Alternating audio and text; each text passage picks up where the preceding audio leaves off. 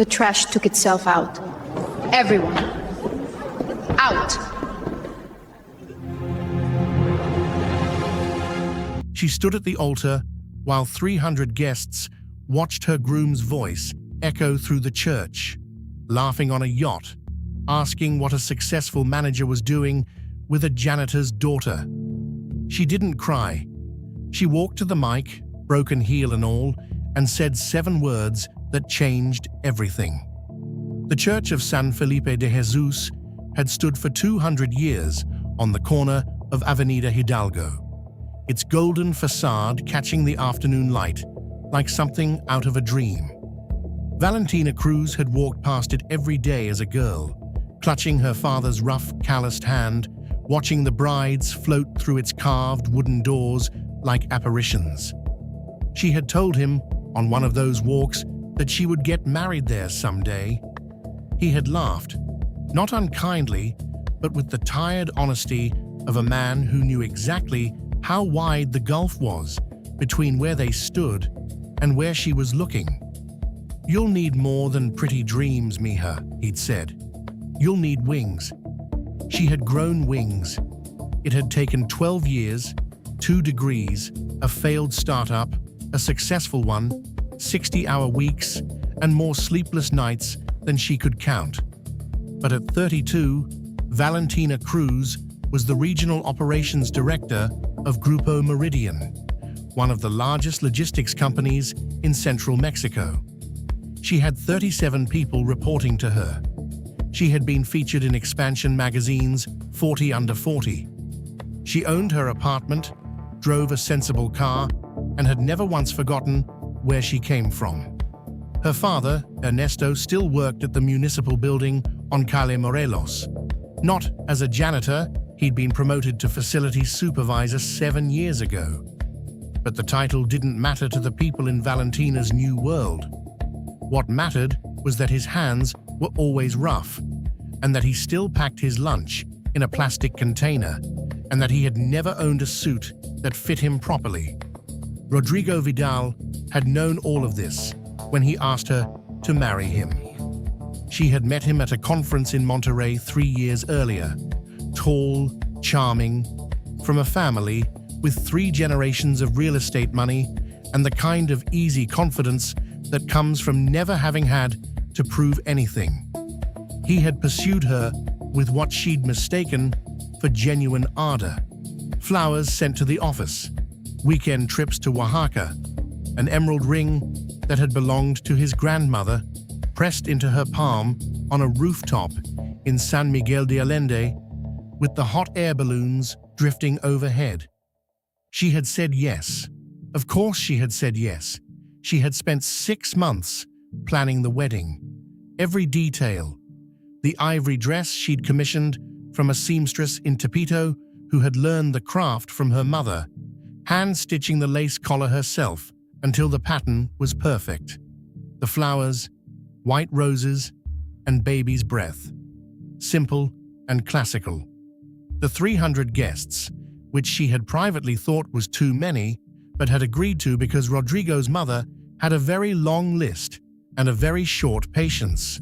The Church of San Felipe de Jesus booked a year in advance, just as she'd always dreamed.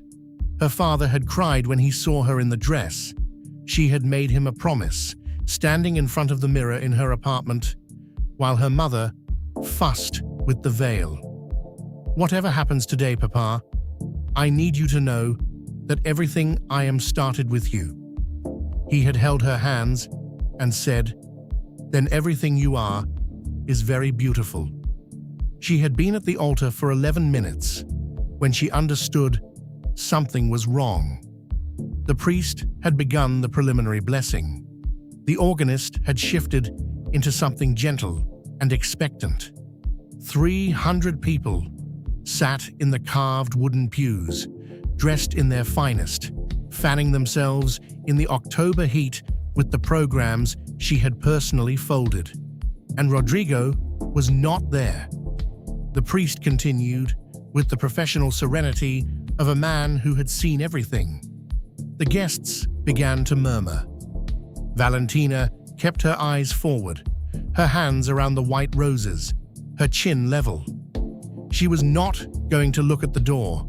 She was not going to give any of these people, Rodrigo's aunts with their assessing eyes, his colleagues with their expensive watches, the satisfaction of watching her crumble. 7 more minutes passed. She heard someone in the technical booth. A young man Rodrigo's family had hired to manage the live stream say something urgent and low to his colleague. She heard the click of a laptop. She heard the whir of the projector behind her warming up. She did not turn around. She heard it before she saw it. His voice, reverberating through the church's old stone walls, amplified and unmistakable. Couldn't reschedule the whole cruise here. What was I supposed to do? Laughter. His laughter. The particular loose, expansive laughter of a man on his 3rd glass of champagne, without a single worry in the world. Besides, a pause, the clink of ice in a glass. She's the one who wanted all this. The church, the flowers, the whole production. I just had to show up. A woman's voice, closer to the microphone. You really think she doesn't know? Valentina? He laughed again. She's brilliant. I'll give her that. Genuinely impressive. But what is a woman like that? Successful manager, corner office, whatever. What is she actually doing with a janitor's daughter's instincts? Deep down, she needed someone like me to validate all of it. The family name, the social access. I gave her that. This is business, not romance. The church had gone completely silent. Valentina Cruz stood at the altar of the Church of San Felipe de Jesus for 4 more seconds. She looked at the white roses in her hands. She looked at the priest, whose expression had gone careful and still. She looked finally at the projection screen behind her. The yacht, the champagne, the woman tucked under Rodrigo's arm, the whole luminous, incriminating tableau. She set the roses down on the altar rail, very gently, very precisely. She walked to the standing microphone at the side of the chancel. One of her heels snapped at the 2nd step, a clean, decisive sound, and she kept walking without breaking stride. She adjusted the microphone. "The trash," she said, in a voice that carried to every corner of the old church, took itself out. A pause. Everyone out. For one long moment, nothing happened. 300 people sat frozen, held in place by the unreality of what they had just witnessed. Then Valentina Cruz looked up from the microphone, and something in her expression, not fury, not grief, but something colder and more absolute, moved through the room like a pressure change before a storm. People began to stand, began to move toward the aisles. The murmur rose. He was standing at the back. She hadn't noticed him during the ceremony.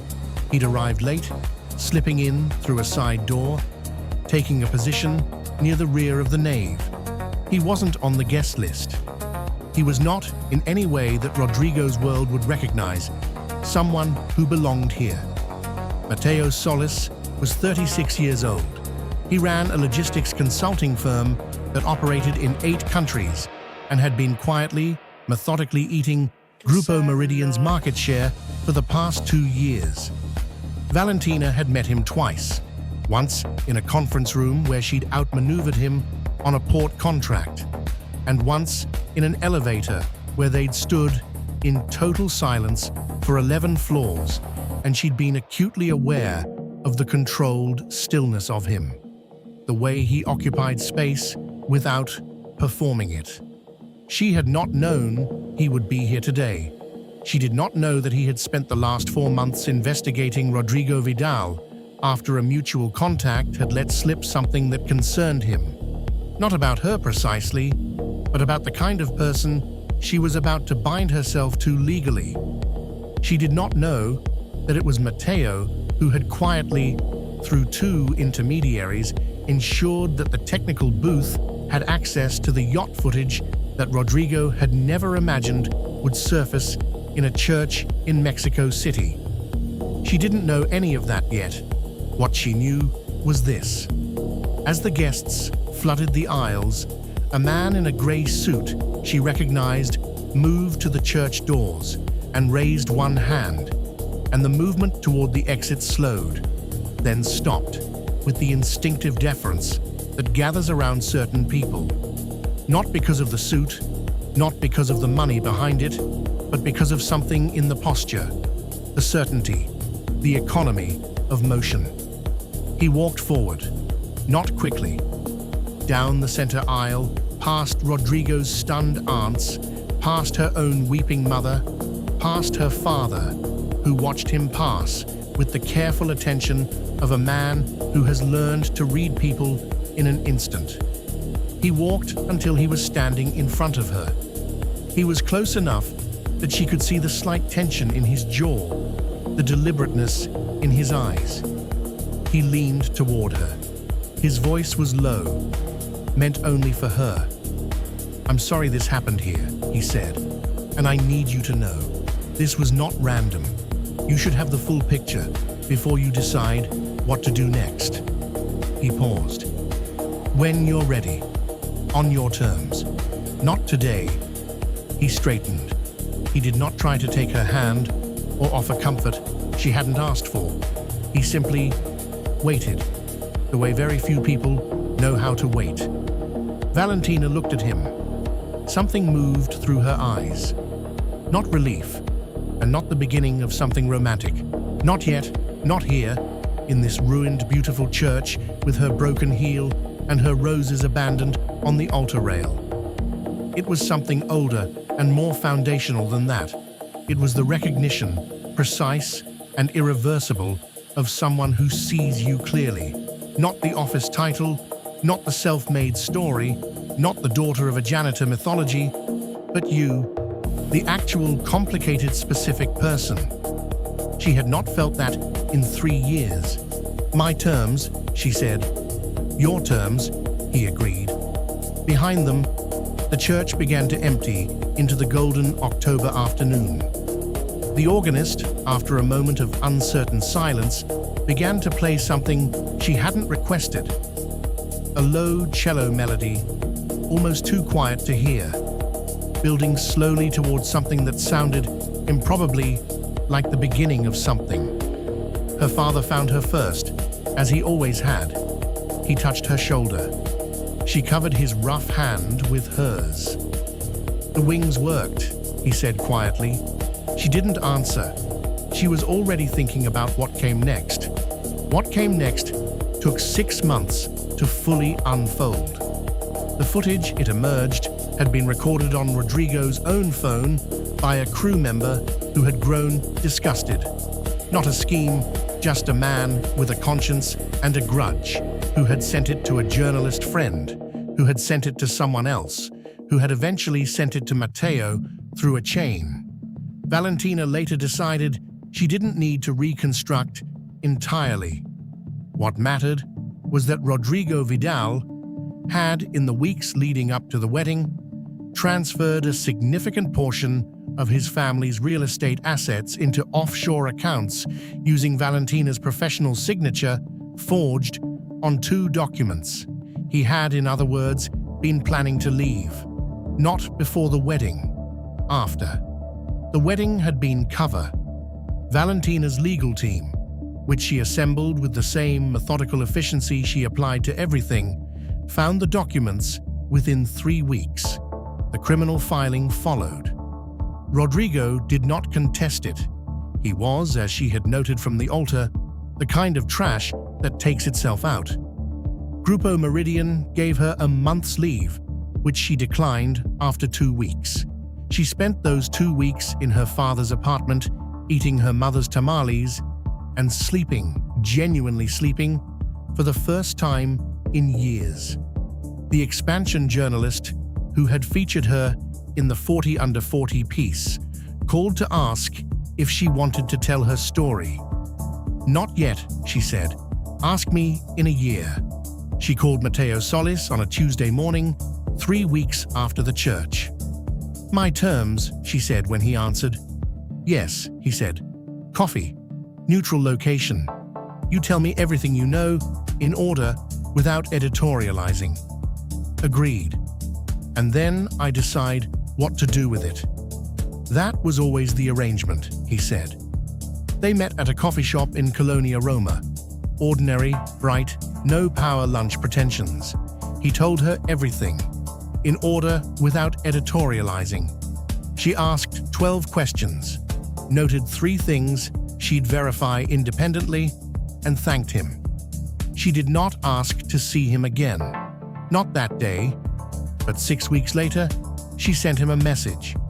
A port contract negotiation she was managing had a complication she thought he'd find interesting. Professional, precise, no subtext. He replied within 4 minutes.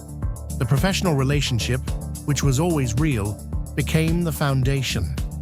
The other thing, the thing that had moved through her eyes in the church, the recognition, the almost unbearable clarity of being seen, that built more slowly, with the unhurried patience of 2 people who had both learned that fast and brilliant could still be wrong. Her father met Matteo 6 months later, at a Sunday lunch in the apartment on Calle Morelos. He watched him the way he watched everyone, with the careful attention of a man who had learned to read people in an instant. Afterward, while Valentina helped her mother in the kitchen, Ernesto sat with Matteo at the small table by the window and asked him, without preamble, "What do you think my daughter needs?" Matteo thought about it. Not the reflexive answer, the real one. "I think she's spent so long proving she doesn't need anything," he said finally, "that she's forgotten it's not the same as not wanting things. I think she needs someone who already knows she's extraordinary, so she doesn't have to perform it." Ernesto was quiet for a long moment. "You'll do," he said, and went back to his coffee. Valentina, who had heard all of this from the kitchen doorway and had not meant to, stood there for a moment with a dish towel in her hands and something very inconvenient happening in her chest. Then she went back to the kitchen. Some things she had learned, you let arrive on their own terms. The church of San Felipe de Jesus still stood on the corner of Avenida Hidalgo, its golden facade catching the light. She walked past it sometimes on her way to the office. She didn't stop, but she didn't look away either. 200 years, and it had seen everything. The impossible dreams of little girls, and the rough hands of their fathers, and the long, winding, improbable roads between where you start and where you end up. It had seen, on one October afternoon, a woman in a hand-sewn dress walk to a microphone with a broken heel and say 7 words that cost her the future she'd planned and opened the door to something she hadn't known she was capable of wanting. She thought sometimes that the old church knew something she was only now learning. The endings that look like catastrophe are sometimes just the story, deciding to tell itself properly from the beginning.